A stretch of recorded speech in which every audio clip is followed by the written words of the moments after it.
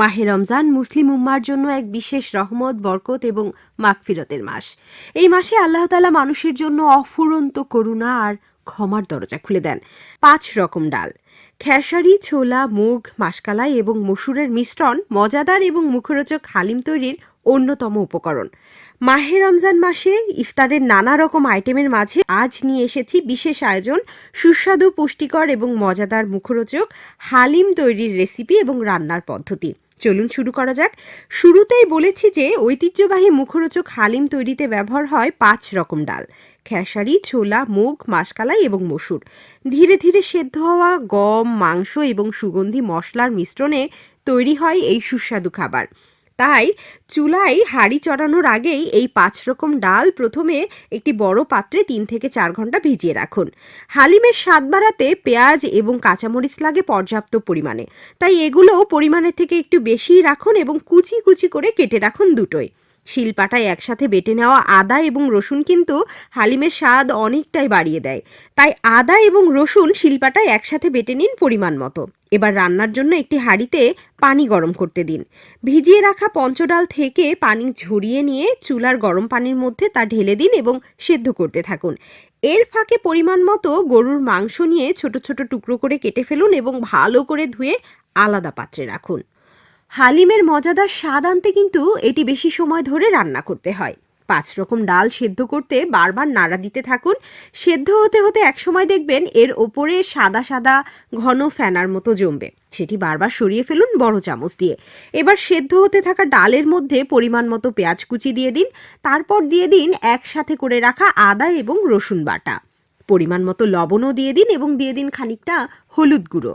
এবার নেড়ে চেড়ে সব কিছু ডালের সাথে মিশিয়ে দিন। আর হ্যাঁ, চুলার অল্প আঁচে মশলা মেশানো ডালটা কিন্তু জাল হতে থাকবে পুরোপুরি সেদ্ধ হওয়ার আগ পর্যন্ত। এই ফাঁকে আপনি অন্য একটি চুলায় আরেকটি কড়াইতে পরিমাণ মতো তেল গরম দিন এবং তাতে ভেজে নিন পেঁয়াজ কুচি। সেই সাথে অন্যান্য উপকরণগুলিও তৈরি করে ফেলুন। লালচে বা হালকা বাদামি রং না হওয়া পর্যন্ত কিন্তু পেঁয়াজ ভাজতে হবে, অর্থাৎ পেঁয়াজ বেরেস্তা করতে হবে পরিমাণ মতো, যেটি হালিমে দিলে কিন্তু হালিমের স্বাদ বেড়ে যায় বহুগুণে।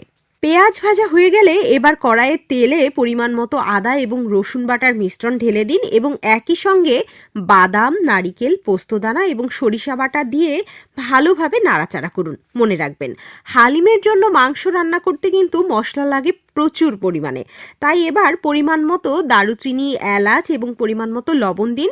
তেলের সঙ্গে এই মশলাগুলি ভালোভাবে কষাতে থাকুন এবং নাড়াচাড়া করতে থাকুন। এরই ফাঁকে গোলমরিচ, লবঙ্গ এবং ঝালের জন্য শুকনো মরিচের গুঁড়া আর পরিমাণ মতো হলুদ গুঁড়া দিয়ে দিন এবং আবার নাড়তে থাকুন।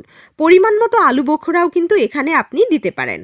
এবার ঠিকঠাক মতো মাংসগুলো কষিয়ে নিয়ে মশলাপাতিগুলো ভালোভাবে নাড়াচাড়া করতে থাকুন। হালিম রান্নার মূল উপকরণই হচ্ছে এই মাংস, এটা কিন্তু একটানা নাড়তে হবে প্রায় 1 ঘন্টা ধরে, কখনো পুরো আছে আবার কখনো বা ঢিমা আছে, এগুলো জাল দিতে থাকুন। এবার পরিমাণ মতো টক দই দিয়ে দিন মাংসে, এতে কিন্তু স্বাদ এবং পুষ্টিগুণ দুটোই পাওয়া যাবে। নাড়তে থাকুন ভালো করে আর মশলার অনুপাত এবং ঝোলের স্বাদ ঠিক আছে কিনা একবার কিন্তু সেটি চেখে দেখুন। সব কিছু স্বাদ মতো হলে মাংস নরম না হওয়া পর্যন্ত সেদ্ধ করতে থাকুন। এবার হালকা করে ভেজে নেওয়া পরিমাণ মতো দারুচিনি, সাদা ও কালো গোলমরিচ, শাহি জিরা, এলাচ, লবঙ্গ, জয়ফল ও জয়ত্রী যতটা সম্ভব হাম্মানদিস্তায় পিষে নিন। তারপর মশলাগুলি ব্লেন্ড করে তা চালনিতে ছেঁকে নিন। ফাঁকে ফাঁকে কিন্তু কড়াইয়ের মাংস নেড়েচেড়ে দিতে ভুলবেন না। এবার টমেটো সস পরিমাণ মতো দিতে পারেন, এতে স্বাদ কিন্তু বাড়বে।